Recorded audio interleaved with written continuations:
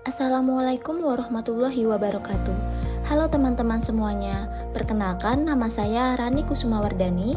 Di sini kita akan belajar bersama-sama mengenai materi Filosofi Pendidikan Indonesia untuk tugas topik 1 demonstrasi kontekstual. Nah, seperti yang sudah kita bahas sebelumnya, bahwa kita akan mempelajari tentang filosofi pendidikan Indonesia.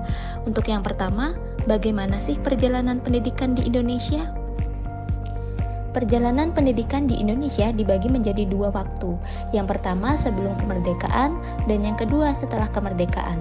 Untuk yang pertama, mari kita bahas bersama-sama bagaimana pendidikan Indonesia sebelum kemerdekaan. Pendidikan Indonesia sebelum kemerdekaan dimulai pada tahun 1854, yang mana para bupati mendirikan sekolah-sekolah kabupaten untuk mendidik calon-calon pegawai, dan juga sekolah Bumi Putra yang hanya mempunyai 3 kelas untuk diberikan pelajaran membaca, menulis, dan berhitung untuk membantu usaha dagang Belanda. Kemudian pada tahun 1899, Belanda mendirikan Stovia untuk menghasilkan dokter-dokter yang berasal dari pribumi. Selanjutnya pada tahun 1903, Kartini membuka sekolah gadis di Jepara untuk meningkatkan kedudukan dan derajat wanita. Lalu pada tahun 1904, Dewi Sartika membuka sekolah istri. Selanjutnya pada tahun 1920, lahirlah cita-cita baru yang mengimpikan perubahan yang radikal dalam dunia pendidikan. Selanjutnya pada tahun 1922, Ki Hajar Dewantara mendirikan Taman Siswa di Yogyakarta yang hadir sebagai jiwa rakyat untuk merdeka dan bebas. Untuk masa pendidikan setelah kemerdekaan dimulai pada tahun 1945 di mana Ki Hajar Dewantara dijadikan Menteri Pendidikan pertama. Lalu pada tahun-tahun berikutnya dibentuklah sekolah-sekolah. Setelah itu pada tahun 1966 sampai 2020 terjadilah perjalanan kurikulum di Indonesia mulai dari masa Orde Baru, KBK, KTSP, K13 dan pada tahun 2020 hingga sekarang Indonesia menggunakan kurikulum Merdeka. Nah, untuk kurikulum Merdeka ini, sebagaimana yang telah teman-teman ketahui bersama, terdapat beberapa keunggulan dari kurikulum ini, yaitu pembelajaran yang lebih aplikatif dan fleksibel sesuai dengan isu terkini dan karakteristik budaya, serta satuan pendidikan setempat. Hal ini agar mendukung pengembangan karakter dan kompetensi profil pelajar Pancasila.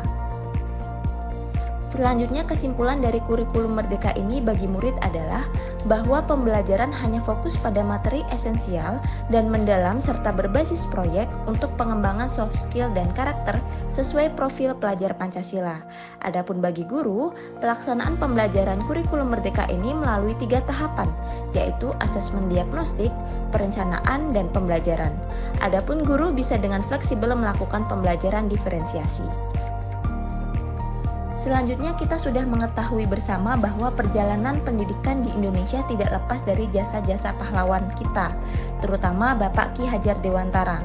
Adapun inti pemikiran dari Bapak Ki Hajar Dewantara adalah sistem Among, kodrat alam dan kodrat zaman, asas trikon, tripusat pendidikan, bermain adalah kodrat anak dan trilogi kepemimpinan yang kita kenal dengan Ing Ngarso Sung Tulodo, Ing Madya Mangunkarso, Tutwuri Handayani.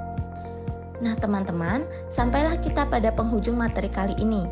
Sebelum itu, marilah kita mengingat kembali kutipan dari Bapak Pendidikan Indonesia yang menyebutkan bahwa manusia merdeka adalah manusia yang hidupnya bersandar pada kekuatan sendiri, baik secara lahir maupun batin, dan tidak bergantung pada orang lain. Baiklah teman-teman, itu saja penjelasan materi filosofi pendidikan di Indonesia pada kali ini. Saya mohon maaf atas kesalahan kata dari saya. Sampai jumpa di lain kesempatan dan semoga materi ini bermanfaat bagi semuanya. Saya Rani Kusumawardani, terima kasih semuanya. Saya akhiri. Wassalamualaikum warahmatullahi wabarakatuh.